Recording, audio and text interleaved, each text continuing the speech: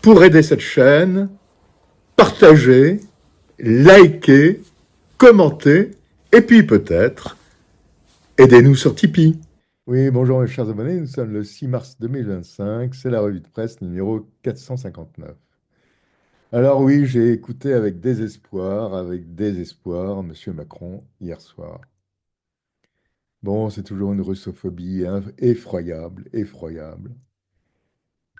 Tout ça pour nous présenter finalement un plan de réarmement de notre industrie, tout simplement, qui n'est pas stupide en soi.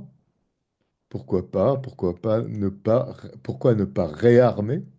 Oui, pourquoi ne pas refaire démarrer nos industries de défense? Pourquoi pas? Ça créerait peut-être quelques emplois. Peut-être. Oui, peut-être. Mais pourquoi utiliser la peur? Alors là, pour moi, c'était incompréhensible. Surtout que, rappelez-vous, monsieur le maire nous avait dit que la Russie allait être à genoux.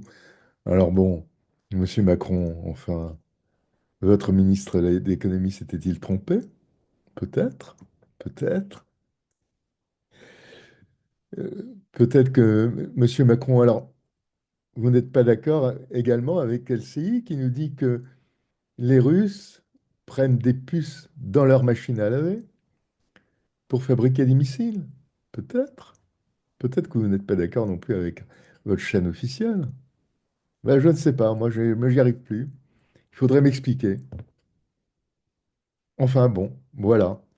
Alors n'oublions pas aussi Madame Ursula von der Leyen en 2022 et en 2025. Donc je vous ai fait un petit montage. Allez, à très bientôt mes chers abonnés. Et le monde est là. Et la revue de presse est là. À très bientôt sur ma chaîne. C'est la revue de presse du 6 mars 2025, numéro 459. Au revoir, à bientôt. Russian military is taking chips from dishwashers and refrigerators to fix their military hardware because there are no semiconductors anymore. Russia's industry is in tatters. Europe is ready to assume its responsibilities. Rearm Europe could mobilize close to 800 billion euros of defense expenditures for a safe and resilient Europe. We will, of course, continue working closely with our partners in NATO. This is a moment for Europe, and we are ready to step up.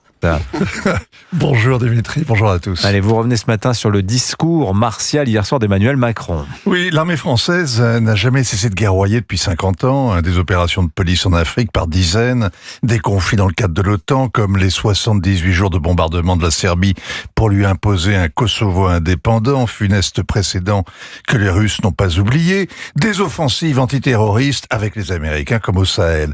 Depuis Joachim du Bellay, la France, mère des arts, des armes et des lois, ça reste vrai, mais c'est la première fois depuis De Gaulle que le chef de l'État dit aux téléspectateurs devant sa soupe « La patrie a besoin de vous », qu'il en appelle à sa force morale, qu'il annonce que l'ennemi teste nos limites, que la menace grandit à la porte. Une différence avec De Gaulle toutefois, le président qui mobilise n'a pas fait son service militaire. Alors son discours rappelait un peu la guerre froide, la crise de Cuba par exemple. Sauf que la dramatisation est due au pugilat dans le bureau ovale, une dispute incongrue devant les caméras, mais quand même moins grave qu'une escalade nucléaire. Surtout que Volodymyr Zelensky et Donald Trump ont depuis renoué le dialogue. Mais les dirigeants européens sont doublement traumatisés parce que la protection de l'Amérique se défait sous leurs yeux et parce que les Russes ne vont pas perdre la guerre dans laquelle les Américains ont obstinément poussé l'Ukraine depuis 10 ans avant d'y entraîner l'Europe.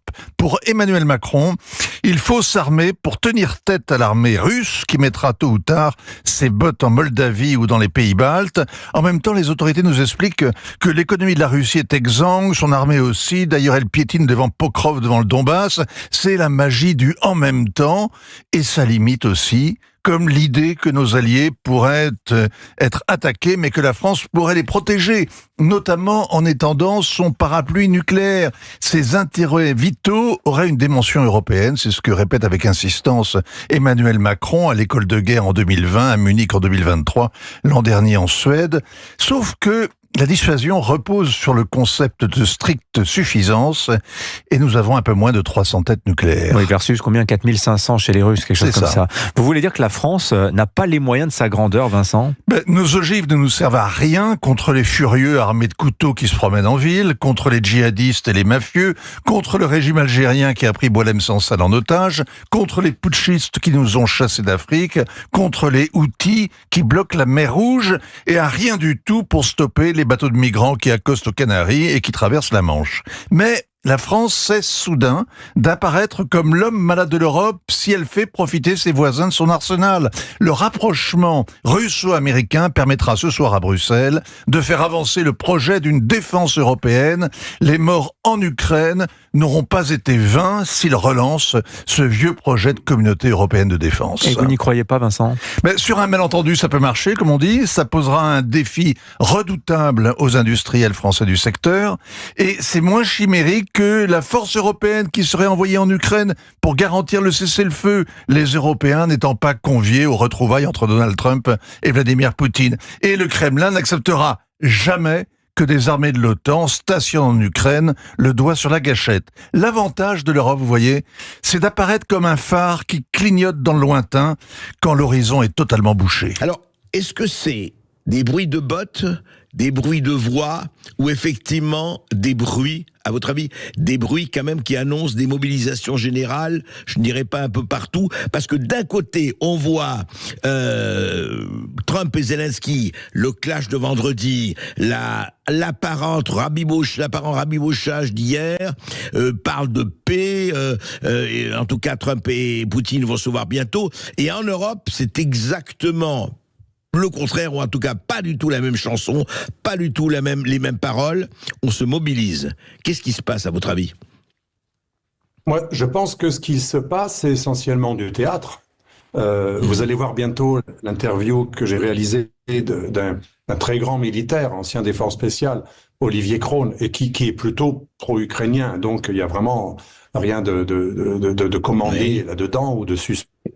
Et dans l'interview qui va paraître bientôt, il le fait un état des forces européennes, mais c'est lamentable. Pour un demi-milliard d'habitants, l'Union européenne, me dit-il, et il confirme ce que disent beaucoup de commentateurs, ne peut pas envoyer plus de 40 000 personnes, mais au grand maximum. Vous voulez dire attendez, Alexandre, il lui dit que toute l'Union européenne ne peut pas envoyer plus de 40 000 hommes, c'est ça ? L'Union européenne plus les Anglais ne peuvent pas envoyer, mais au grand maximum, me dit-il, 40 000 personnes en même temps, parce que pour avoir 40 000 personnes en même temps et en permanence, il faut un roulement, et il faut en avoir à peu près 120 000 de disponibles, et il me dit on ne peut pas faire plus. Alors ceux qui disent oui, on va augmenter les budgets de défense, bientôt on aura une armée européenne, mais ça se fait pas en 3 jours. On n'a pas de gros avions transporteurs, on n'a pas d'avions ravitailleurs comme on l'a vu pour la guerre en Libye, comme on l'a vu au Mali. À chaque fois qu'on fait des petites guerres contre des pays très faibles, très faciles à renverser, même là, pour quelques mois, on a besoin des avions transporteurs, des avions ravitailleurs américains au bout de quelques heures. On n'avait même pas de drones. La France est en retard sur les drones. Nous sommes incapables de livrer la moindre guerre et il faudra au moins 5 à 10 ans pour pouvoir être un peu moins pire. Ça veut dire quoi ? C'est du gonflement de muscles pour avoir l'air d'être le Churchill, le leader européen qui n'est pas lâche comme les autres, etc. Et ce qui m'a le plus frappé dans ce discours, parce que augmenter les budgets militaires, c'est très bien. Faire une armée et une coopération de différentes armées européennes pour moins dépendre des Américains, c'est très très bien. Alors peut-être que c'est du mensonge et de l'exagération pour une bonne cause, mais qu'est-ce qui vous a frappé alors dans le discours, Alexandre ? Vous disiez. Ce qui m'a le plus choqué, c'est rappelez-vous vers la fin. Ça m'a vraiment choqué, j'ai tout de suite compris. C'est ce que j'appelle le syndrome Georgescu ou le syndrome roumain. Il dit à la fin, toute vérité n'est pas forcément une vérité. La notion de vérité reste à définir. Il faut voir ce qu'on appelle une vérité. Et il dit, la liberté d'expression ne doit pas être n'importe quelle liberté d'expression, et parfois elle peut être limitée. On nous prépare à un syndrome roumain. Alors, le président Macron, hier, donc, il voulait s'adresser aux Français. Disons que quand on écoute le contenu de son discours, on n'est pas dans l'espoir de paix là, qui serait à portée de main dont parle quotidiennement M. Trump. Là. Et où, à l'occasion, les Français, les Anglais et d'autres parlent de paix, mais je crois qu'à court terme, on retient surtout l'idée de la guerre. 64% des Français, dans un sondage qui a été publié hier, sont inquiets de ce que la guerre se déroule en territoire français. Je le répète, là, on pense ici, là où je suis présentement, les Français autour de moi sont majoritairement convaincus qu'il pourrait y avoir une extension de la guerre. Que la guerre en Ukraine va se transformer en guerre sur le territoire de l'Europe. Exactement. Et c'est ce que disait un peu M. Macron. Qui peut croire que la Russie va s'arrêter à l'Ukraine? C'est très sérieux. Pour les Européens, pour M. Macron hier soir, c'est le premier des leaders européens à avoir choisi de s'adresser directement à ses commettants, aux Français. Il y a une très grosse réunion aujourd'hui sur les enjeux de sécurité à Bruxelles, réunion à 27. Là, c'est plus cacophonique, c'est pas évident que tout le monde pense la même chose, mais M. Macron, donc, hier, saisissait les Français, leur disait, c'est pas la première fois, mais nous sommes en guerre.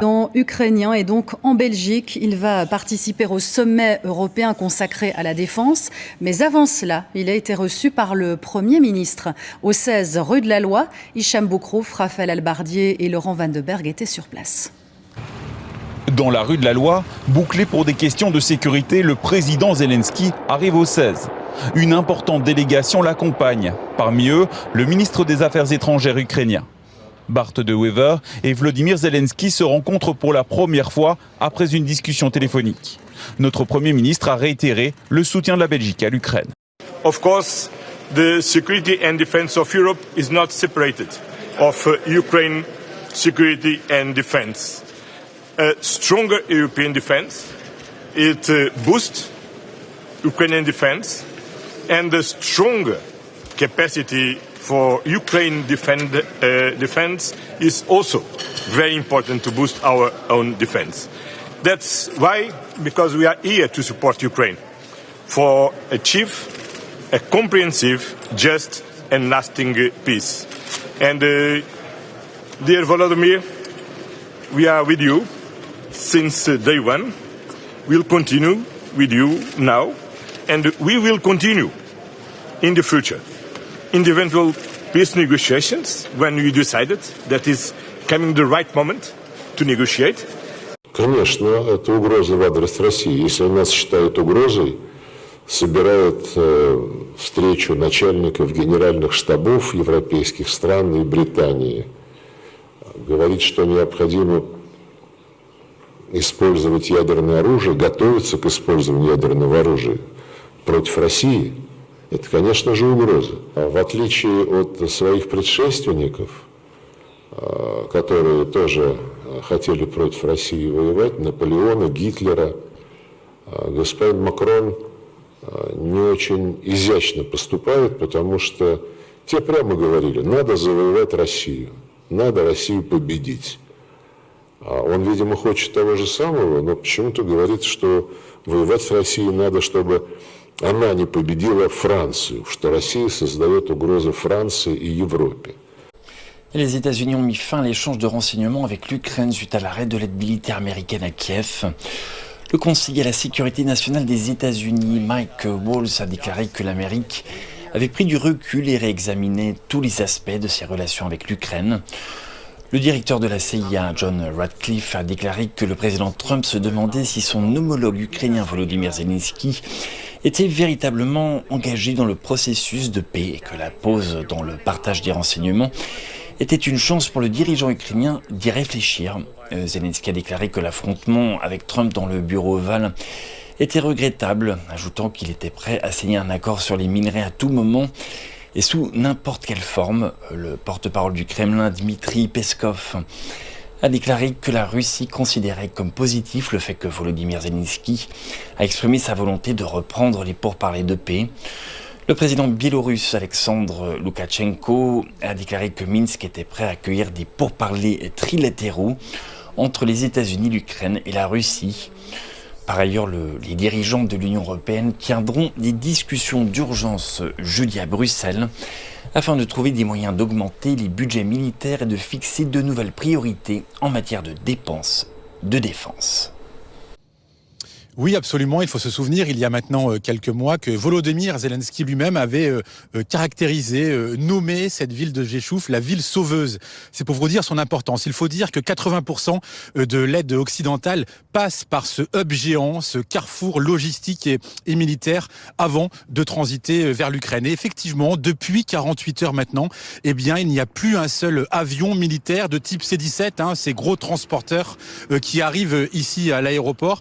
Eh bien, il y en a plus depuis 48 heures, alors que, pour vous dire, encore mardi, il y en avait plusieurs par jour, en décembre et en janvier, ça n'arrêtait pas, jour et nuit. Aujourd'hui, c'est en pause. Il n'y a plus d'aide militaire qui transite par ce hub. Alors, faut-il y voir un arrêt complet de la transition de cette aide militaire vers l'Ukraine? Compliqué de le dire. En tout cas, nous avons croisé quelques GI ici à Géchouf. Pour l'instant, ils sont tous là a priori. On dénombre environ 5000 soldats de l'OTAN ici à Géchouf. Donc, pour l'instant, ici, ça ne bouge pas. En revanche, pour l'aide humanitaire et militaire, eh bien, ça laisse à désirer depuis maintenant 48 heures. Les Français ont-ils été convaincus par la prise de parole d'Emmanuel Macron ? Selon un sondage interactif pour LCI, 2 Français sur 3 se montrent favorables à l'augmentation du budget de la défense. En revanche, l'éventuelle intervention des forces armées françaises en Ukraine est perçue négativement. Vous êtes 65% à être opposé à l'envoi de troupes françaises, une question qui divise. Écoutez, pour moi, rien ne changé. Il veut continuer la guerre. Il nous explique qu'effectivement... Pardonnez-moi, vous voulez l'arrêter, la guerre ? Bien sûr. Je pense qu'aujourd'hui, comment et avec qui ? Toutes les initiatives de paix, par exemple celles qui sont menées à Washington, sont bonnes à prendre. Et vouloir à tout prix continuer une guerre, on ne sait pas jusqu'où cela peut nous mener. Voilà. Et nous ne faisons pas partie de ceux qui rêvent d'envoyer des Français aux frontières de la Russie ou qui veulent à tout prix, entre autres, que notre force nucléaire soit indirectement engagée sur d'autres territoires. Monsieur Mariani, qui peut croire que la Russie s'arrêtera à l'Ukraine ? Personne, mais qui peut croire aussi que la Russie continuera? Je vous rappelle quand même que depuis 3 ans, on nous explique que la Russie est à terre, que la Russie est blessée par les sanctions, que la Russie est au bord de la faillite. Et dans le même temps, maintenant, on nous explique que c'est une menace existentielle pour le reste de l'Europe. Voilà, il y a quand même un problème. En 3 ans, la Russie a conquis 20% du territoire ukrainien. C'est trop. Mais de là à croire que demain, les chars russes vont arriver à Paris ou à Lisbonne, soyons sérieux, personne n'y croit réellement. Donc vous n'êtes pas d'accord sur le constat quand il nous dit la Russie est une menace pour la France, je vous ai bien compris? Absolument. Quelles sont les solutions du coup? Les solutions, d'abord, c'est de garder la défense au niveau national. Je vous rappelle que nous considérons que c'est une compétence qui ne peut absolument pas être partagée par l'Union européenne. Et on n'a pas encore parlé de ce qui s'est décidé cet après-midi à Bruxelles, mais Madame von der Leyen a décidé de mettre en place l'article 122. Ça veut dire quoi? Ça veut dire que sans vote du Parlement français, sans consultation des parlements nationaux, sans consultation du Parlement européen, nous allons engager 800 milliards, vous avez bien entendu, 800 milliards au niveau européen pour réarmer. Personne ne sait comment cela sera payé. Cela sera tranché officiellement demain par les chefs d'État qui seront à Bruxelles, mais on continue une course qu'il est temps d'arrêter. En tout cas, Zelensky est en mauvaise posture. Ça ne m'étonnerait pas qu'il soit bientôt gentiment ou moins gentiment remercié, que ce soit Zaloujny, que ce soit d'autres en lice. En tout cas, il se trouve un député au Parlement ukrainien pour initier une demande d'impeachment, pour incapacité. Voilà. Alors, face à ça, que fait l'Europe? C'est ça qui est totalement fou. Elle commet un suicide géopolitique non assisté, si vous voulez, toute seule, à l'initiative d'une puissance qui n'est même plus dans l'UE, qui est la Grande-Bretagne, avec le soutien français, au prétexte de profiter de ce découplage forcé et sidérant entre les États-Unis, la volonté américaine et la volonté européenne, pour enfin voir advenir et nourrir la souveraineté stratégique européenne et militaire et en matière d'armement européenne. Bon, c'est à mourir de rire. Donc il y a des sommets européens. C'est un vrai baroud d'honneur, si vous voulez. Donc vous avez Madame van der Leyen qui promet de lever 150 milliards pour la production d'armements et d'armes antiaériennes, mais même au-delà, 800 milliards sur plusieurs années pour réarmer l'Europe.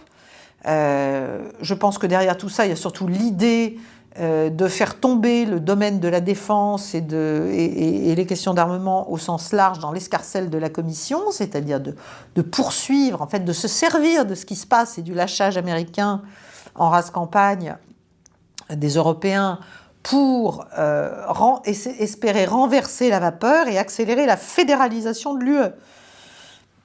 Et ça, c'est grave, parce que comme elle ne comprend rien à ce qu'est la Russie, ce que veut la Russie, ce qu'est la géopolitique, ce qu'est l'Eurasie, ce qu'est le Moyen-Orient, enfin, je veux dire, on est tellement dans le bleu sur à peu près tout que je ne suis pas sûre que la poursuite de la fédéralisation de l'ensemble européen soit une bonne nouvelle pour les peuples européens qui, encore une fois, vont s'endetter sans qu'on leur demande leur avis pour, soi-disant, être prêts à affronter une menace existentielle.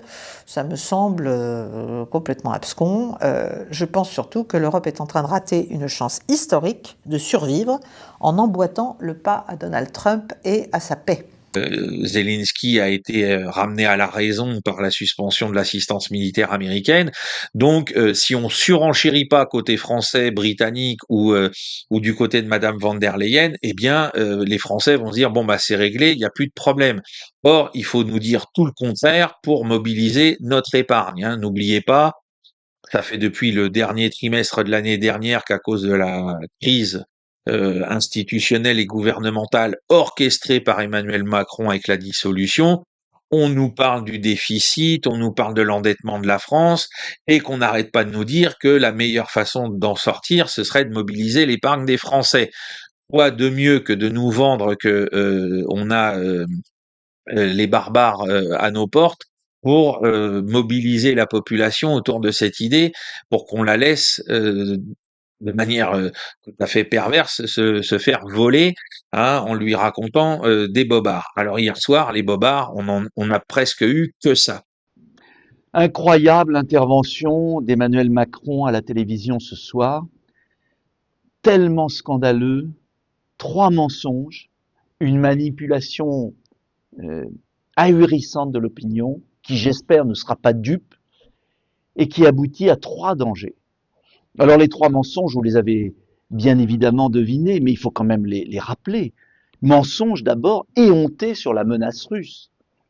Je ne dis pas qu'il ne faut pas être prudent, bien sûr, mais vous avez vu la manière dont Emmanuel Macron instrumentalise la peur de l'avancée de l'armée russe, avec même des schémas, on voit des petits soldats, des avions.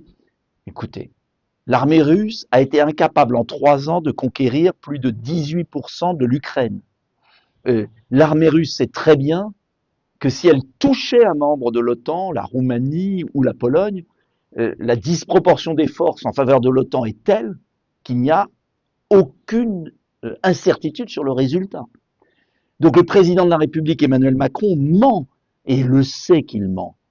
Je pense que derrière tout ça, il y a surtout l'idée de faire tomber le domaine de la défense et les questions d'armement au sens large dans l'escarcelle de la Commission, c'est-à-dire de poursuivre, en fait, de se servir de ce qui se passe et du lâchage américain en rase campagne des Européens pour espérer renverser la vapeur et accélérer la fédéralisation de l'UE.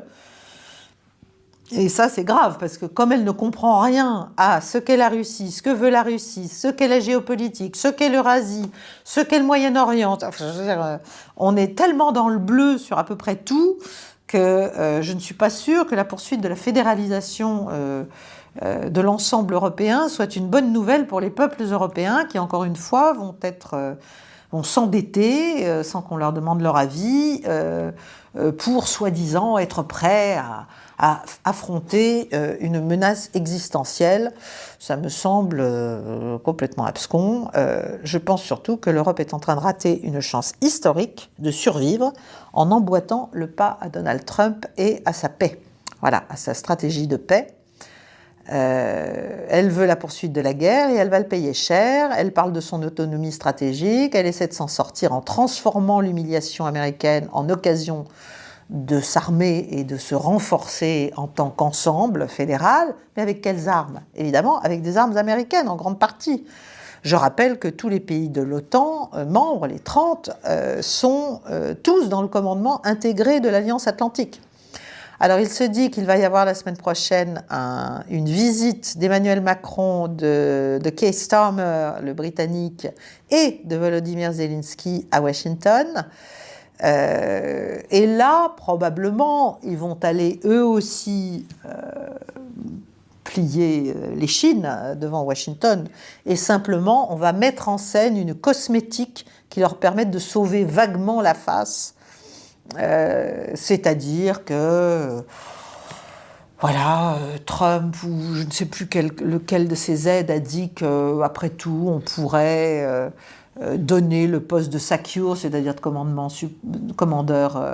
suprême des forces alliées en Europe, non plus à un Américain, mais à un Britannique ou un Français, que l'on pourrait trouver que c'est bien que l'Europe finalement se renforce en matière d'armement, puisque c'est elle à qui on est en train de refiler le bébé ukrainien sur le thème, si vous voulez vraiment vous taper la Russie pleine face, bah faites-le. Donc ce sera le moment, à mon avis, d'une reddition en rase campagne, mais qui va être élégamment masquée par des discours martiaux et la mise en scène peut-être d'une réconciliation européo-américaine. Bref, quelques carottes. On verra ce qu'Emmanuel Macron, à titre personnel, pourrait gagner à tout cela. Il y a la Russie et la menace terroriste. Alors on va voir tout de suite dans les points qu'il aborde dans le discours que la menace terroriste, il la nomme et puis après il en parle plus. Hein, alors que ça reste pour les Français la chose la plus évidente comme menace, puisqu'il y a toujours, et pour les Européens aussi d'ailleurs, des attentats avec des voitures lancées sur la foule par des djihadistes ou des terroristes, vous les appelez comme vous voulez, en tout cas par des gens qui sont là au nom d'une idéologie mortifère pour tuer des Européens. Que d'ailleurs, hein, puisque on se rappelle notamment à Nice que sur les près de 90 morts, il y avait des gens de toutes confessions et de toutes origines. Mais bref, on a ça qui est là chez nous et qui continue sans arrêt, les agressions avec des types qui ont des couteaux, qui attaquent la police. On a tout ça, Macron le nomme, mais ensuite dans son discours, on n'a plus rien pour nous expliquer ce qu'il souhaite faire contre cette menace terroriste déjà en France. Il joue sur la peur de l'Union soviétique, alors que la Russie est absolument incapable, même si elle le voulait, d'attaquer la Pologne et la Roumanie. Tout ça est absolument abject, car moi je croyais qu'un président de la République ne pouvait pas mentir à ce point pour parvenir à ses fins. Il l'avait fait sur la crise Covid, il est prêt à tout, on le connaît. Deuxième mensonge sur ses partenaires européens, il a fait croire que les Anglais étaient avec lui et les autres. D'ailleurs, il a dit une phrase très intéressante, il a dit les autres pays, il l'a pas cité, parce que le Premier ministre anglais l'a désavoué le lendemain du sommet de Londres, en disant c'est faux ce que dit M. Macron sur la trêve commune. Et puis Mme Meloni a clairement dit, comme les Allemands, qu'ils n'allaient pas envoyer de troupes en Ukraine, ils sont pas fous. Et puis mensonge enfin sur Trump. On a la chance historique que Trump rompe avec les néoconservateurs américains qui ont avancé l'OTAN jusqu'à la frontière russe, qui ont semé la guerre, qui ont corrompu l'État ukrainien et qui ont instrumentalisé la souffrance du peuple ukrainien. On a la chance que les États-Unis arrêtent avec cette politique folle qui nuisait à l'Europe. On a la chance qu'il y ait une offre de paix de Trump, il faut la saisir. Là aussi, mensonge de Macron. Donc il a réussi à nous fâcher avec la Russie, les États-Unis, ses partenaires européens, mais il n'en a rien à faire. Tout ça est fait pour instrumentaliser, manipuler les Français. Et cela obligatoirement aboutit à 3 dangers. Premier danger financier, parce que vous avez vu qu'il compte pas, des dizaines de milliards d'euros. En vérité, ces dizaines de milliards d'euros, il va les prendre dans votre épargne. C'est ça qui se prépare. Qui nous demande, est-ce que l'État pourrait utiliser, et cette question est beaucoup revenue, le livret A des Français pour financer la guerre ? On y revient, Emmanuel. Alors, ça a été évoqué. Le Conseil constitutionnel, pour le moment, antique, dit non, l'argent du livret A, c'est fait pour le logement social. Après, rien n'empêche de créer un nouveau livret qui aurait les mêmes caractéristiques que le livret A ou le livret de développement durable pour récolter cet argent. Non, mais ça prendrait du temps, le temps de créer ce nouveau livret, de mettre de l'argent dessus. Non, pour le coup, ça peut être fait assez vite. Après, il y a d'autres possibilités. Il faudrait notamment aussi, parce que là c'est pareil, on sort quand même, le renversement de perspective est terrible, c'est-à-dire qu'on sort quand même d'une période où l'objectif c'était la transition écologique, la marguerite entre les dents. On a fait exprès de dissuader tous les investisseurs d'aller vers les placements, vers les hydrocarbures, vers l'armement, etc. Donc là, il y a quelques tuyaux à rebrancher pour aussi emmener les grands fonds d'investissement vers la défense. Mais oui, il est tout à fait possible que le livret A soit Et on voit que les investisseurs l'ont perçu ces derniers jours, puisque les entreprises d'armement en bourse ont particulièrement quand on fait plus progressé. 10 à plus 20% en une journée, c'est vraiment il se passe quelque chose. Un renversement historique. Alors, je ne sais pas ce que ça veut dire puiser dans l'épargne des Français, mais mobiliser l'épargne des Français pour effectivement pouvoir investir dans la défense est évidemment une piste intéressante à mettre sur la table. Je rappelle que Michel Barnier, d'ailleurs, en avait lui-même parlé, le président de la République en a lui-même parlé. On parle également de l'épargne européenne qui pourrait être mobilisée. En tout cas, les cas, c'est un sujet de réflexion, c'est un sujet sérieux. Voilà, vous l'avez compris, mobiliser l'épargne des Français pour pouvoir investir dans la défense est une piste intéressante à envisager. Elle nous le dit tout court, Sophie Primas. Alors, Alexis Poulain, pour première réaction peut-être à ce discours d'hier, d'abord, qu'en avez-vous pensé ?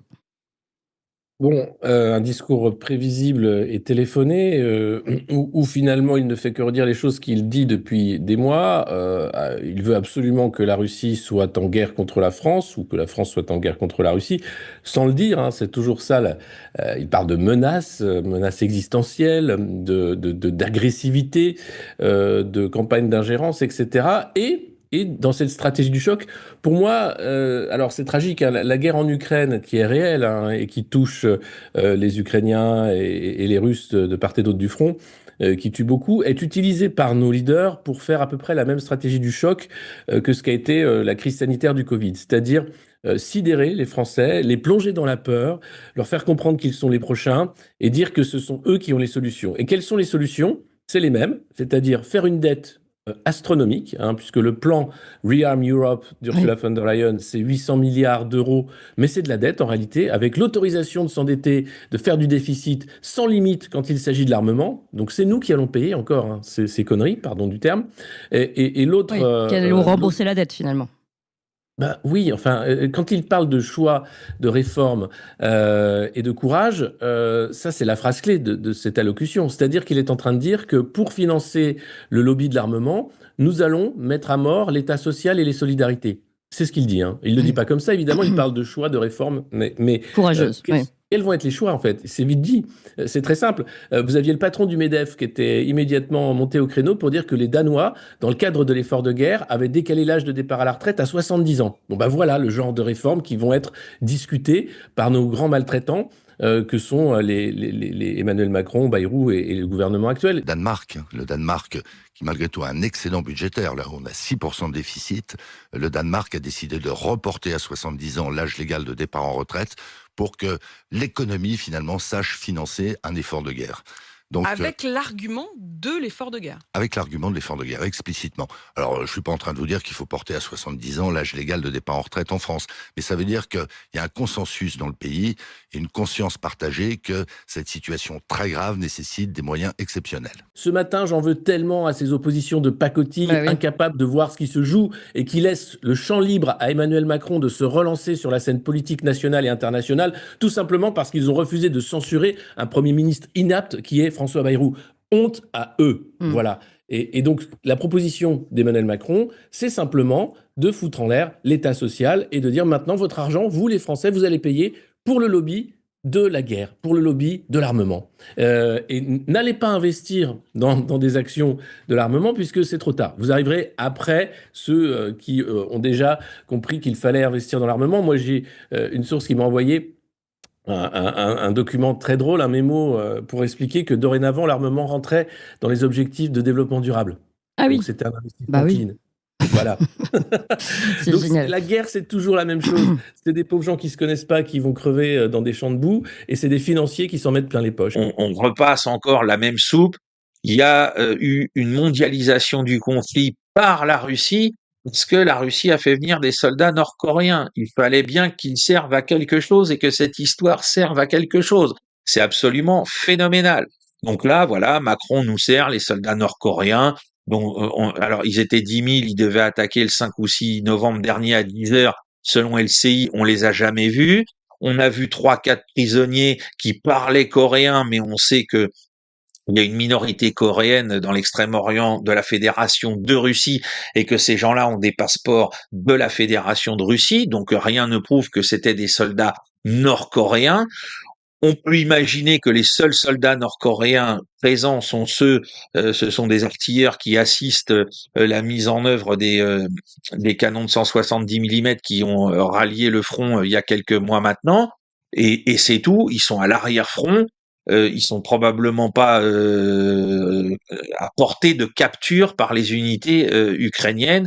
Et bien évidemment, ça on n'a pas cessé de le dire, il y a probablement des états-majors, des officiers nord-coréens qui sont là en observateur pour essayer de voir ce qu'ils peuvent retenir des leçons de cette guerre de haute intensité pour leurs propres besoins. Donc encore une fois, nouveau mensonge d'Emmanuel Macron. Ensuite, il vient nous servir qu'il y a eu un viol de nos frontières pour venir assassiner des opposants russes. Alors en Europe ou en France, on ne sait pas avec Macron ce que signifient les frontières. Alors on va essayer de voir que, puisqu'au début il parle du fait que la Russie viole nos frontières, j'espère qu'il parle de celle de la France.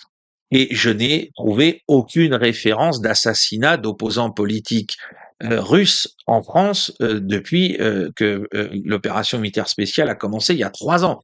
Donc on est encore là dans des déclarations gratuites qui n'ont aucun sens, aucun sens. Sinon, bien sûr, de faire peur, parce que une fois de plus, c'est comme pour les pertes. Si vous dites il y a eu 1 million de morts et de blessés, vous faites quand même la distinction en disant voilà, tant d'Ukrainiens, tant de Russes. Ne serait-ce que même pour insister sur le nombre de pertes du côté ukrainien pour faire pleurer la ménagère. Là, c'est pareil. Si vous dites qu'il y a des gens qui sont venus assassiner des opposants russes en France ou en Europe, vous dites oui, un tel. Là, rien du tout. Et ensuite, qu'est-ce qui vient nous servir? Que la Russie a truqué des élections en Roumanie et en Moldavie. Alors, je ne vais pas refaire tout l'historique de tout ça, mais on sait très bien qu'en Roumanie notamment, alors déjà en Moldavie, c'est la candidate de l'UE, pro-UE qui a gagné. Alors les élections truquées, on repassera. Et puis en Roumanie, on sait très bien ce qui se passe. Je vous renvoie d'ailleurs au partage des informations que Erwan Castel nous a données là, c'était hier, je crois, sur le fait que Madame von der Leyen avait insisté clairement pour que Georgescu ne puisse même pas se représenter, et en faisant du chantage. C'est-à-dire, si Georgescu se représente aux prochaines élections, qui vont être bien sûr réorganisées, présidentielles, eh bien, l'UE coupe le robinet d'euros pour la Roumanie et son développement économique. Il compte pas. Des dizaines de milliards d'euros. En vérité, ces dizaines de milliards d'euros, il va les prendre dans votre épargne. C'est ça qui se prépare. Et pas seulement pour les armes, pour combler les trous béants qu'il a laissés. Plus de 1 000 milliards de dettes. Danger en matière de sécurité. Ah oui, vous avez vu, ça y est, la forfaiture. Il veut partager la force de dissuasion avec l'Allemagne. Et il dit, aux yeux de tous les Français, je le déciderai tout seul. C'est la prérogative du président de la République. Ça va pas passer dans le Parlement. Et ça va pas passer dans le peuple. Et ça met en danger les Français. Puisque ça veut dire que l'intérêt vital désormais, c'est plus la France. C'est l'Allemagne, et puis demain les autres. Et s'il y a un conflit des autres avec la Russie, eh bien, Macron dit qu'il enverra la bombe atomique. Et ça veut dire qu'il va sacrifier son propre peuple pour des intérêts qui ne sont pas les nôtres. Cet homme est dangereux. La deuxième chose qui fait aussi parallèle à tout ça, c'est que je rappelle que le dernier État qui avait relancé son économie par l'économie de guerre, c'était l'Allemagne en 1933, qui avait fait une remontée spectaculaire économique après une crise économique très grave en armant l'Allemagne de façon accélérée. Donc ça aussi, petit parallèle, l'industrie de la défense, effectivement, ça marche bien. Au parallèle aussi avec l'Allemagne, nos amis macronistes nous parlent régulièrement d'attention à l'Ukraine, nous sommes à la veille des accords de Munich de 1936. Non, je le répète haut et fort encore aujourd'hui, nous sommes plutôt à la veille de 1914 où des gros industriels et des financiers veulent du pognon en sacrifiant nos vies. Et pour ça, ils ont été prêts à assassiner Jaurès. Ne nous trompons pas de guerre mondiale. Ensuite, nous avons encore des choses qui ne vont pas dans ce discours. Quand Emmanuel Macron dit « c'est pour la défense de l'Union européenne ». Non, faux. Hein, je rappelle toujours, la Chypre est dans l'Union européenne depuis 2004. Son territoire est envahi à 50% par la Turquie depuis 1974. Et pourtant, on va s'allier à ceux qui ont envahi un de nos États pour aller en Ukraine, parce que la Turquie est invitée à Londres et partout. C'est incroyable. Donc, encore une petite hypocrisie. Nous continuons sur l'épargne des Français qu'on veut piller pour payer la guerre. Mais c'était déjà dans la loi de finances de 2024. Ils sont très prévoyants, les macronistes, pour voler l'argent des gens. En 2024, ils avaient déjà actionné en disant, par 49.3, donc en fin 2023, que les livrets A pourraient servir à la défense de l'industrie de l'armement. Donc, les gens qui mettaient dans des livrets A en tant que petite gestion pour faire leur truc, on leur avait déjà dit, on va prendre votre argent pour faire des armes et des bombes. Parce que la menace actuelle, elle n'est pas très importante, parce qu'on nous dit les Russes, ils font tout ça, mais en même temps, les experts de plateau, ça fait 3 ans qu'ils vous disent que les Russes se battent avec des pelles, des puces de machines à laver récupérées dans le pillage des supermarchés ukrainiens, et que ma foi, ils progressent pas, ils avancent pas, c'est des nuls, ils savent pas se battre, etc. Mais ils seraient prêts à atteindre nos frontières. Alors il faut justifier ce mensonge, il faut justifier ce double langage, et on commence en nous disant oui, la Russie maintenant elle a un budget de la défense qui est de 40% de son PIB. Oh bah tiens, comme c'est bizarre, 40% c'est l'augmentation du budget russe de la défense. Il a augmenté de 40% l'année dernière, et donc il est aujourd'hui à 7,5% du PIB. Il représente pas 40% du PIB, il a augmenté de 40%.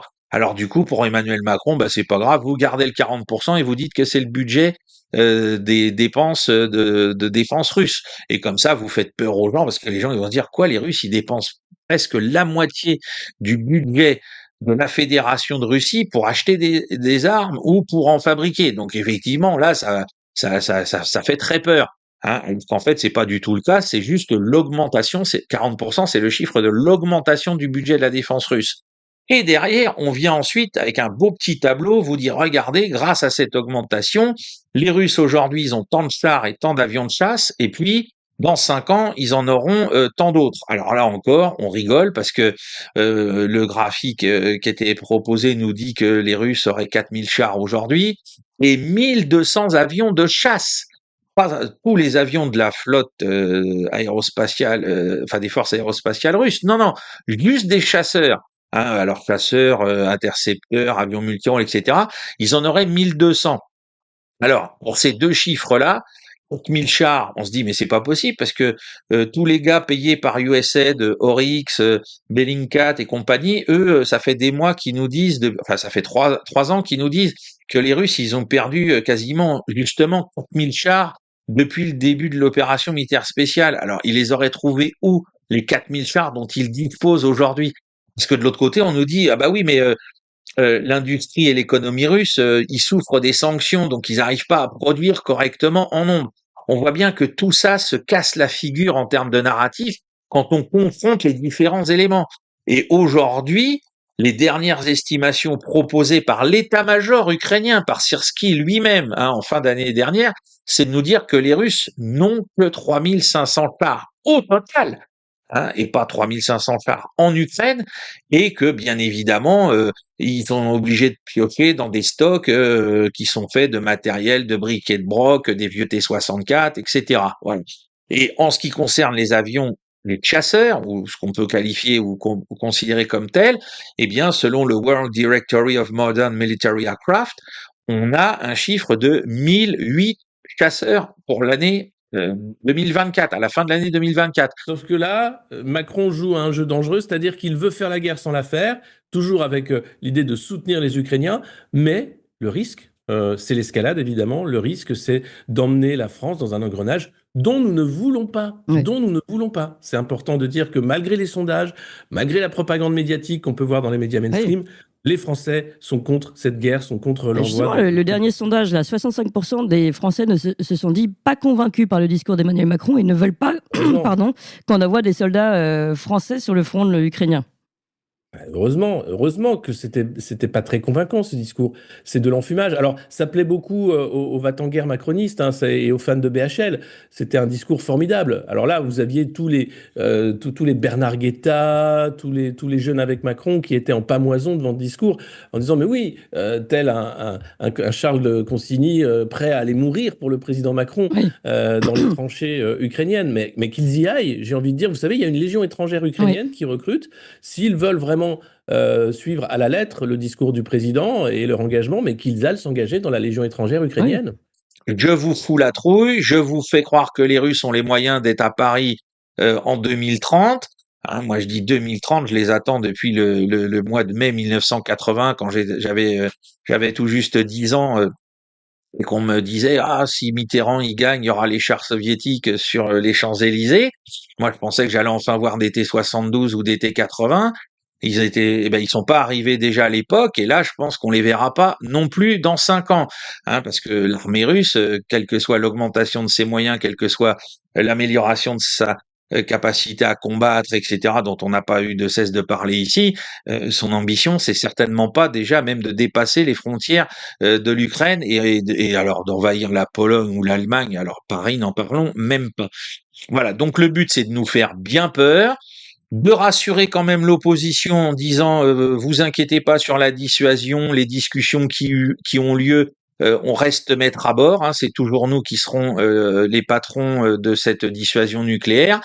Et par contre, en ce qui concerne nos moyens industriels, il va falloir faire un effort financier, il va falloir investir, au détriment, on s'en doute bien, de l'hôpital, de la justice, de l'école, etc., de la recherche aussi. Et puis, comme ça, on va pouvoir continuer la gabegie comme sous les effets de la Covid. Hein, c'est-à-dire que là, on voit que la guerre, le prétexte de la guerre, c'est exactement comme la Covid. On continue l'endettement, on continue de vider les caisses et la substance vive de la nation à travers l'économie des Français, les économies des Français, et puis voilà.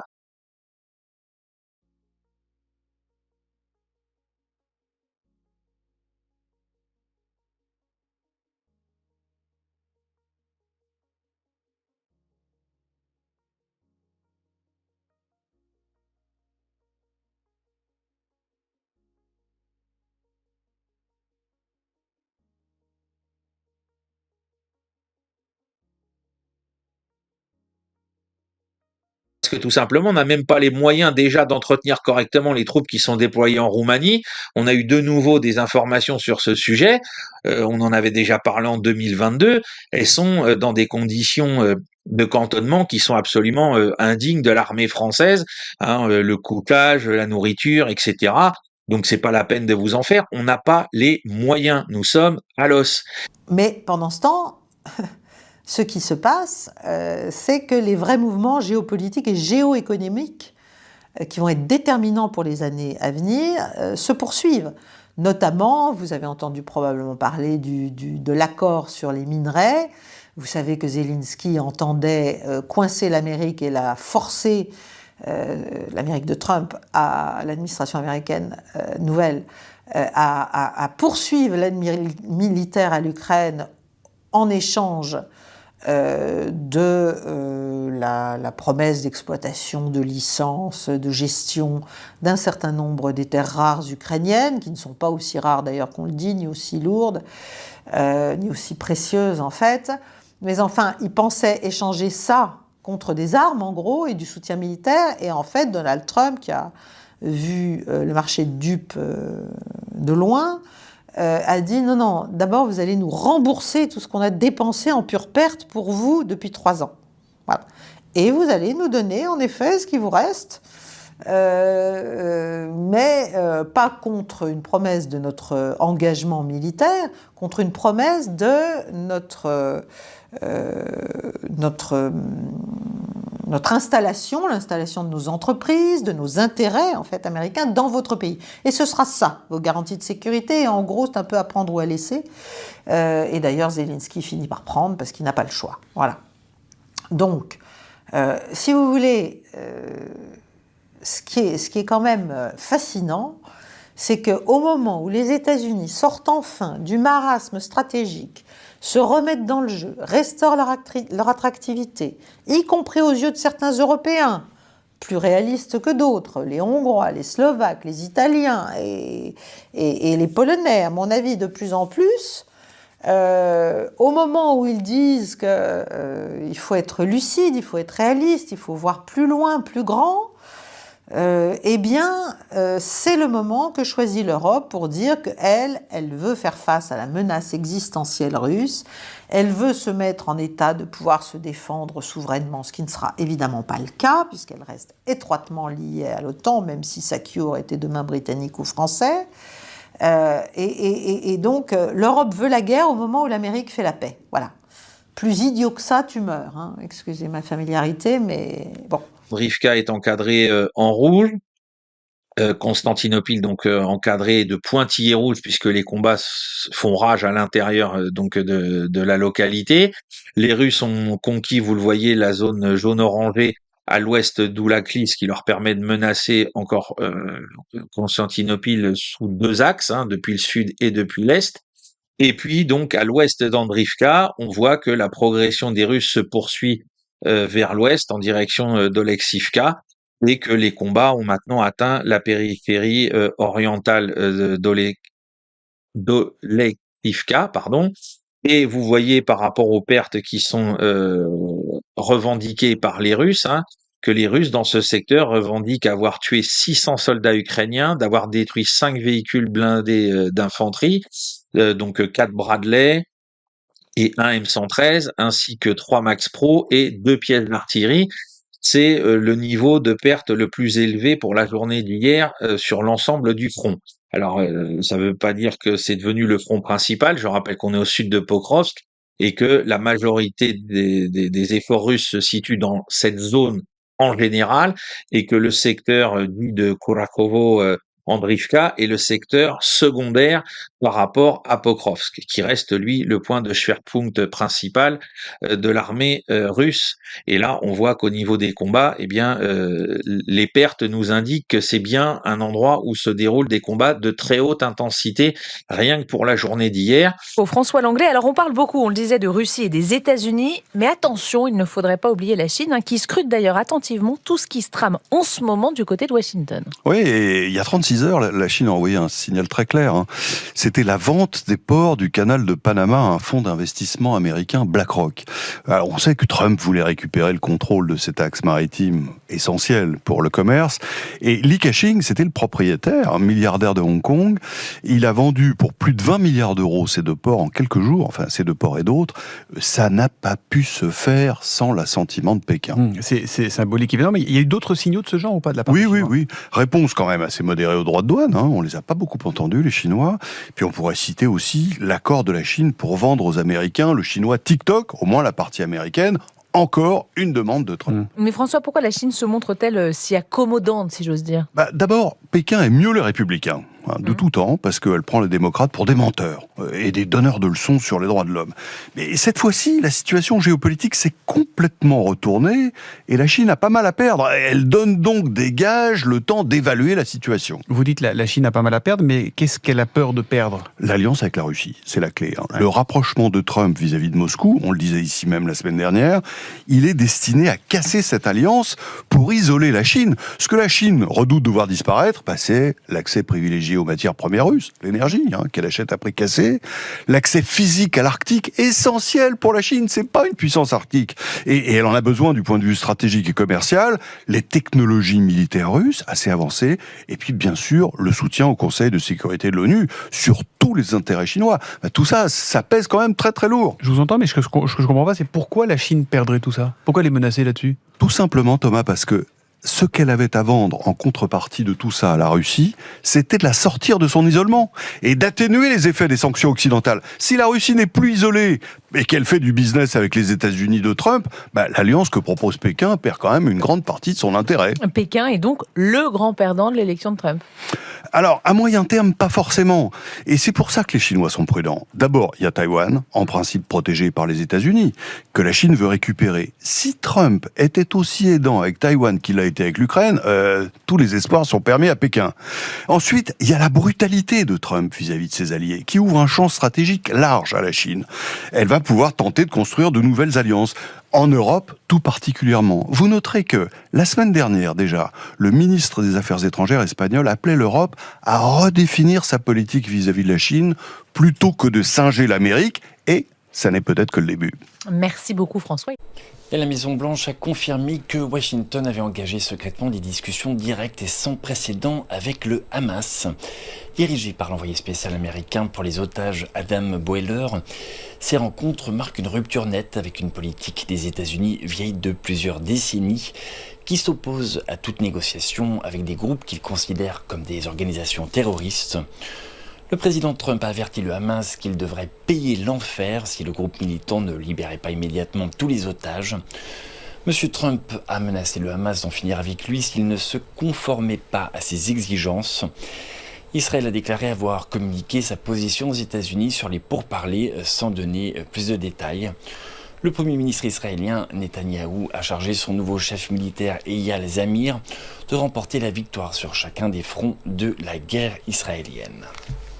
Si vous voulez, ce qui est de plus en plus clair, c'est qu'il y a un lien, c'est que ce grand marchandage global dont je vous parle déjà depuis un certain nombre d'émissions va bon train et que le dernier sujet sur lequel il va bon train, c'est le soutien, l'aide que pourrait bien apporter la Russie à l'amélioration de la relation entre les États-Unis et l'Iran. Voilà. Alors, c'est évidemment, ça paraît comme ça un peu étonnant, un peu trop, mais pourtant, Poutine va aider Trump très probablement à mettre en œuvre une détente avec l'Iran et aussi avec Israël. Alors là encore, bien sûr, ça part de l'adage « faire de nécessité vertu ».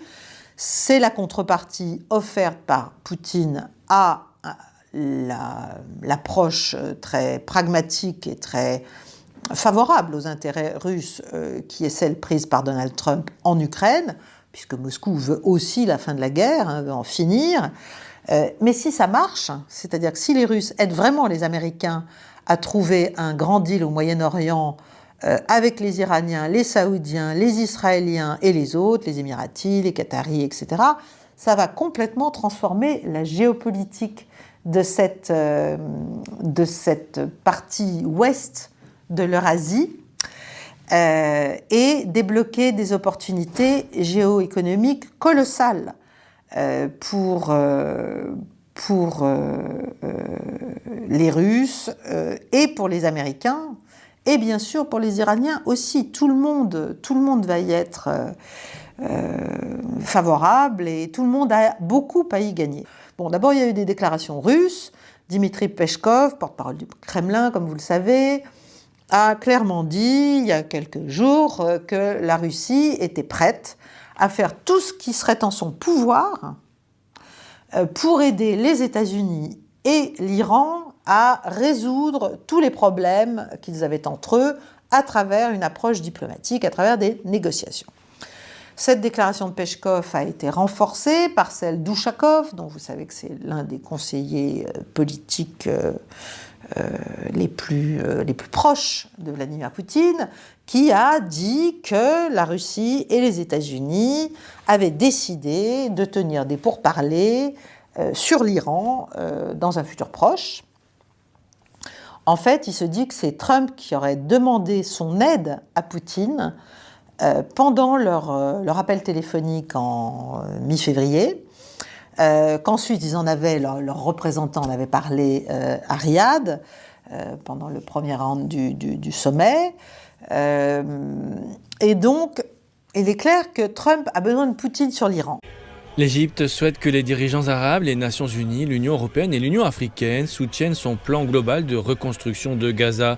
Ce plan prévoit l'enlèvement des décombres et la reconstruction des maisons endommagées pour des millions de Palestiniens déplacés.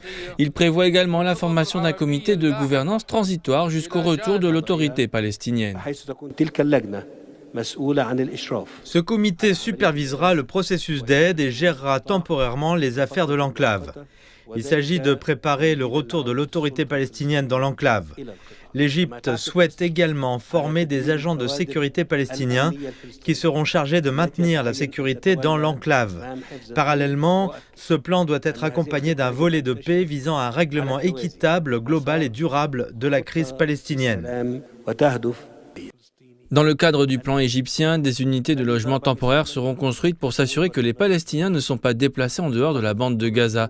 Par ailleurs, lors d'un sommet organisé mardi au Caire, l'Égypte a appelé toutes les parties impliquées dans le conflit à conclure une trêve pour mettre fin au combat.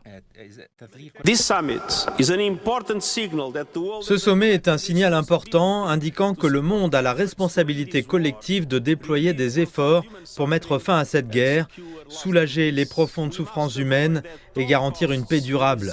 Nous devons éviter à tout prix la reprise des hostilités qui replongerait des millions de personnes dans un abîme de souffrance et déstabiliserait davantage la région. Et simultanément, l'intégrité territoriale et la souveraineté du Liban et de la Syrie doivent être respectées. Des négociations sérieuses sur le cessez-le-feu et tous ces acquis doivent reprendre sans délai. Le projet proposé par le Caire de 121 pages comprend des images générées par l'intelligence artificielle qui montrent à quoi pourrait ressembler Gaza dans quelques années. Des stations balnéaires, un port maritime et une construction économique globale font partie du plan. L'Égypte estime que la reconstruction de Gaza peut être achevée d'ici 2030.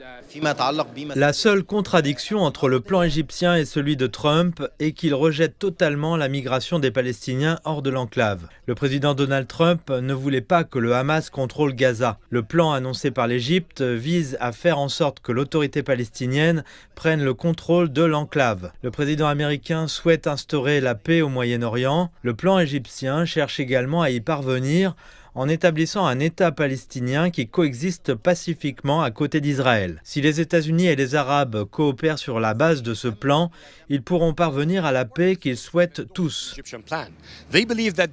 Presque tous les participants ont approuvé le plan égyptien. Ils estiment que la création d'un État palestinien est le seul moyen de garantir une paix durable. En avril, l'Égypte accueillera une conférence internationale sur la reconstruction de Gaza afin de réunir les fonds nécessaires à sa vision quinquennale de 53 milliards de dollars pour Gaza. On a toujours dans le registre de la communication de la part de Donald Trump sur un autre dossier très brûlant cette fois-ci, puisqu'il s'agit de Gaza et d'Israël. Donald Trump, cette nuit, a lancé un ultimatum au Hamas avec des termes tout à fait clairs et tout à fait virulents pour leur dire, bon voilà, écoutez, vous n'avez plus le choix, ou vous rendez tous les corps des otages ou des prisonniers qui ont été tués sous votre garde depuis le 7 octobre, ainsi que tous les otages et prisonniers encore vivants, ou alors, moi j'ai donné tous les moyens à Israël de vous écraser, donc vous n'avez plus qu'un seul choix raisonnable à faire, c'est celui de la restitution de tous les otages et de tous les prisonniers et des corps de tous ceux qui malheureusement n'ont pas survécu à leur captivité. C'est très virulent, c'est très spectaculaire, et on apprend parallèlement que, et donc ça on l'apprend de la bouche même de la porte-parole de la Maison-Blanche, donc c'est tout à fait officiel, on apprend que les États-Unis ont démarré des négociations directement avec le Hamas à Doha, c'est-à-dire que ça passe plus par des intermédiaires qui sont présents aux côtés des Israéliens, c'est directement des négociateurs américains qui sont à l'œuvre pour trouver un terrain d'entente pour, nous l'espérons tous, une solution politique qui soit bien évidemment favorable au peuple palestinien pour mettre un terme à ces souffrances qui durent depuis maintenant bien trop longtemps, puisque ça a démarré avant, nous le rappelons toujours, le 7 octobre 2023. Chers amis, peut-on changer les résultats des élections ? On n'a pas attendu Staline pour y penser. En 1519, le roi François Ier aurait dépensé 1,5 tonne d'or pour acheter des électeurs en vue du trône du Saint-Empire germanique. En pure perte, puisque c'est Charles Quint dont le trésor et le profil ont été le plus convaincants. En 1946, l'objectif du monde libre était d'empêcher les communistes de gagner les élections en Italie, et cela a fonctionné. De nos jours, ce sont donc les médias, réseaux sociaux et autres ONG d'influence qui font l'objet de toutes les convoitises de subventions. Que ce soit le programme Minerva du Pentagone ou le scandale USAID, chaque jour nous apporte son lot de révélations grâce à la présidence Trump sur ces nuées de vraies fausses ONG obscures pratiquant l'autolobbying à travers le monde. Un exemple. Lors de la première réunion de la commission spéciale sur le bouclier européen de la démocratie, vous savez, c'est la commission Loiseau, eh bien, l'organisation invitée pour parler de l'annulation des élections en Roumanie, Expert Forum, n'a pas évoqué ces financements par des puissances étrangères, dont notamment la Fondation Soros, avant de parler. Cette organisation a déclaré recevoir 90 000 euros de la Fondation Open Society, 75 000 euros de l'ambassade américaine, 130 000 euros de la National Endorsement for Democracy, 70 000 euros de la Fondation américano-roumaine. Au total, c'est 475 000 euros de subvention pour un budget de 500 000 euros. Comment peuvent-ils être indépendants? Dans la même audition, on a étudié un rapport citant le Centre pour l'intelligence artificielle et l'humanisme numérique. L'humanisme numérique? Une ONG non identifiée de plus dans cette galaxie. À peine créée en octobre 2024 et déjà reprise dans les rapports à Bruxelles pour mettre la pression sur les réseaux sociaux qui veulent s'émanciper. Aujourd'hui, après le Brexit, les 2 triomphes de Trump, la caste ne veut plus d'autres surprises, ils sont prêts à tout. En Roumanie, ils ont annulé les élections puis fait arrêter le candidat qui avait gagné le 26 février 2025. Vraie preuve? Fausse preuve? Qui croire? J'ai déposé une proposition de résolution pour appeler la Commission européenne à ne pas interférer dans les élections nationales. À Paris, à l'Assemblée nationale, la caste des socialistes, faux écolos et des ministres de la fausse santé veut aussi instrumentaliser le DSA pour mettre la pression sur les réseaux sociaux via des sanctions pour protéger l'Europe du projet culturel et idéologique d'Elon Musk et de Donald Trump. Un électeur du Texas ne doit pas influer sur les choix d'un électeur français. Mais bon, quand c'était Obama qui appelait à voter Macron 3 jours avant les présidentielles, cela ne les gênait pas. C'est bien l'indignation à sens unique de cette caste.